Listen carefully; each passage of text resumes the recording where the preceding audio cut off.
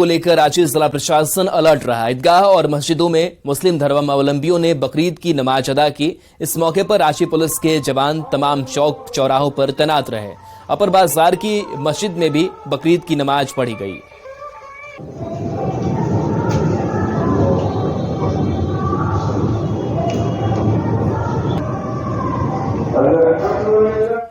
रामगढ़ के पतरातू लेक में 2.5 माह बाद नौका विहार शुरू हो गया, पर चिल्ड्रन पार्क का रास्ता बंद होने के चलते पर्यटक नाव तक नहीं पहुंच पा रहे हैं। इसके चलते नाविकों की रोजी रोटी मारी जा रही है। दरअसल लेक रिजॉर्ट प्रबंधन ने G20 समिट के समय सुरक्षा कारणों से कुछ दिन पहले गेट को बंद कर दिया था, तब से ये गेट बंद है। इसी बीच नाविकों के आपसी झगड़े के चलते 2.5 माह तक नौका विहार ठप पड़ा था, पर अब नौका विहार तो शुरू हो गया, लेकिन गेट लॉक होने के चलते सारे नाव लेक के किनारे खड़े हैं। ज्यादा जानकारी दे रहे हैं न्यूज़ 18 संवाददाता जावेद खान। इस वक्त मैं मौजूद हूं पतरातू लेक में। आप हमारे पीछे देख सकते हैं इन नाविकों को।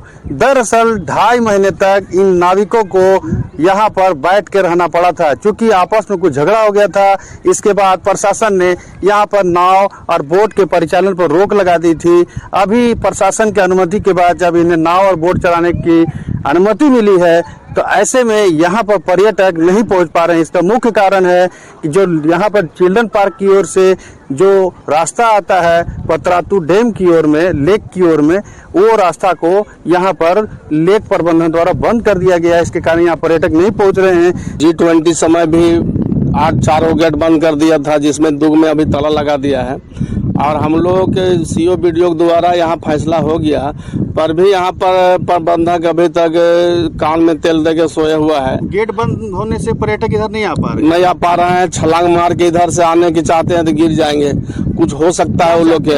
हम लोग चाहते हैं गेट खोले, और हम लोग जिस तरह हम लोग पहले बाल बच्चा के भरी पसंद कर रहे थे नाव चला के, उसी तरह हम लोग अपना सब काम करें। गेट नहीं खुल रहा है, इसका कारण से हम लोग का रोजी रोजगार पूरा एकदम मरा गया है। लग रहा है कि स्थान पे हम लोग कैसे खड़ा हो और कैसे हम लोग का रोजी रोजगार चले। परिचालन से घर सब चलता है, स्कूल वगैरह बच्चों का। बोट परिचालन से हम लोग का घर द्वार सब चलता है, बाल बच्चा जितना भी पढ़ाई लिखाई सब कुछ इसी से होता है। रोजगार हम लोग का इसी से था। रोजगार में अभी लोग गेट को सील कर दिए हैं, और सील होने के बाद अभी तक एक इधर आने के लिए पर्यटन मजबूर है कि उधर जाए कैसे। पार्क से इधर लोग नहीं आ पा रहे हैं। अब इसी से रोजी रोटी हम लोग का सबका चलता है। पर्यटक आप तक नहीं आ पा रहे? नहीं। कितना यहाँ बोट आप लोग का है? बोट हम लोग का 85 बोट है सर। इसी से इनका घर चलता है, बच्चों की पढ़ाई लिखाई और दैनिक कार्य इससे पूरा करते हैं। अब ये चाहते हैं सरकार से, प्रशासन से, कि जल्द से जल्द जो चिल्ड्रन पार्क में गेट है उसका ताला खोल दिया जाए, गेट को खोल दिया जाए, ताकि पर्यटक सीधे इनके बोट और नाव तक आ सके और इनकी रोजी रोटी पूर्व की तरह चल सके। जावेद खान, न्यूज़ 18, रामगढ़। जामताड़ा के नाला में ग्रामीण पेयजल आपूर्ति योजना का शिलान्यास झारखंड विधानसभा अध्यक्ष रविंद्रनाथ महतो ने किया। 24 करोड़ की लागत से बनने वाली इस योजना में 17 गांव के 3011 परिवार को अजय नदी से पानी पहुंचाने का लक्ष्य है। इस मौके पर विधानसभा अध्यक्ष ने कहा कि लोगों को पेयजल के लिए परेशानी न हो, इसके लिए पेयजल आपूर्ति योजना का निर्माण कराया जा रहा है। उन्होंने लोगों से जल संरक्षण करने की भी अपील की, ताकि आने वाली पीढ़ी को शुद्ध पेयजल मिल सके। जल का शिलान्यास हुआ, और पहले से ही इस तरह का शिलान्यास चल रहा है। आने वाला समय में पेयजल के संकट को देखते हुए और जनसंख्या का जो भार बढ़ने जा रहा है, इसको दृष्टिपथ में रखते हुए ये सब योजना का निर्माण करा रहा है, जो आने वाला पीढ़ी में लोगों को पानी के लिए परेशान न होना। राष्ट्रीय आयुष मिशन के नोडल अधिकारी राहुल कुमार ने लोहरदगा में आयुष हेल्थ और वेलनेस सेंटर का निरीक्षण किया। उन्होंने चिकित्सकों के साथ बैठक कर सेंटर पर उपलब्ध सुविधाओं की जानकारी ली। उन्होंने कहा कि जिले में आयुष हेल्थ और वेलनेस सेंटर बेहतर काम कर रहे हैं। केंद्र सरकार को पत्र लिखकर जिले में और आयुष सेंटर की मांग की जाएगी। आयुष चिकित्सा और योग के जरिए रोग मुक्त गांवों का निर्माण करना इस सेंटर का लक्ष्य है। तो दोनों का मैंने देखा कि दोनों का इंफ्रास्ट्रक्चर जो था, it was a very beautiful infrastructure.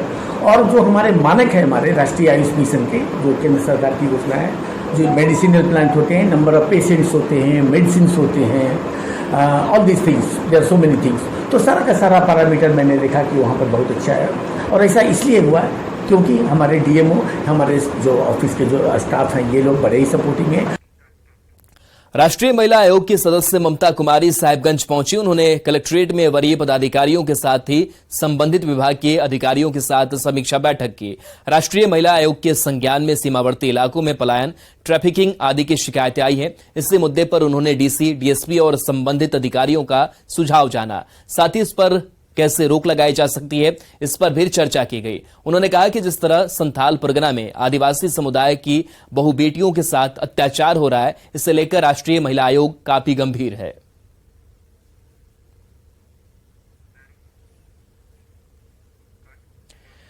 Bokaro के विक्की कुमार ने सबसे तेज किताब लिखने का रिकॉर्ड कायम किया है। सीसीएल में कार्यरत ट्रक चालक के 22 साल के पुत्र विक्की ने अपनी the topper who never went to college मात्र 4 दिन में लिख दी है। इसके लिए वर्ल्ड बुक ऑफ रिकॉर्ड ने उसे सम्मानित किया है।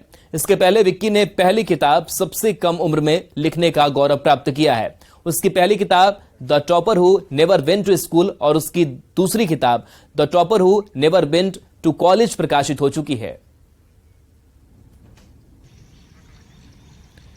तो देखिए, विक्की ने सबसे तेज किताब लिखने का रिकॉर्ड बनाया है। 2 किताबें इन्होंने लिखी है जो काफी चर्चा में है, और इस किताब को लिख करके इन्होंने एक रिकॉर्ड भी बनाया है।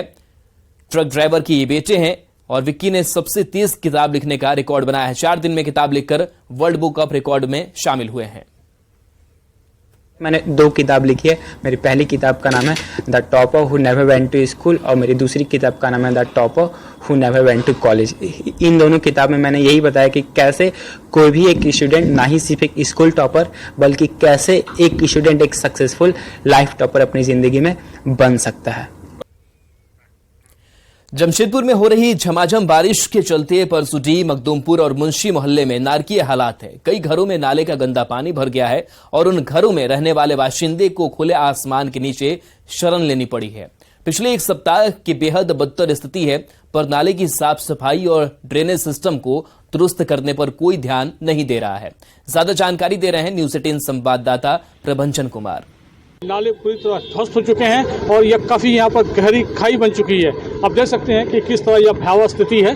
कभी भी यह घर जो है वह ध्वस्त होकर इस नाले में गिर सकता है। हालांकि जो घर के जो रहने वाले जो लोग हैं इस घर को छोड़कर वह अन्यत्र कहीं और रहने को मजबूर हैं। फिलहाल जो स्थिति बनी हुई है काफी भयावह है। कब कोई बड़ी दुर्घटना घट जाए यह कहा नहीं जा सकता है। लगातार यहाँ पर बारिश हो रही है। अभी फिलहाल क्योंकि ये तो टूटने ही वाला गिर जाए, कभी भी गिर सकता है। वो तो टूटे ही गया समझिए सर, अब तो कुछ बचेंगे इसमें। कितना का नुकसान हो गया होगा? नुकसान तो सारा सब ऐसे पड़ा हुआ सामान सब, यही घर है और तो घर नहीं है। मेरा नाम संजय प्रमाणिक, बगल में मेरा होटल है। मेरा होटल भी नाला के ऊपर में है। अगर 2-4 दिन बारिश ऐसा गिरेगा तो मेरा आएगा, वही लोग काम करेंगे आकर। कंप्लेंट हम लोग किए हुए हैं, पिछले साल भर पहले से कंप्लेंट किए हुए हैं। खाली आया था, घिराव करके चल गया है। एक नाला आगे